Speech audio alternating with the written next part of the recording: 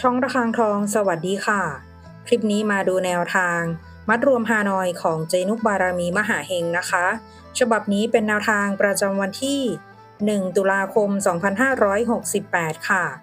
แนวทางมัดรวมฮานอยวันนี้นะคะเจให้เด่นที่4ฟันที่4ค่ะ41 40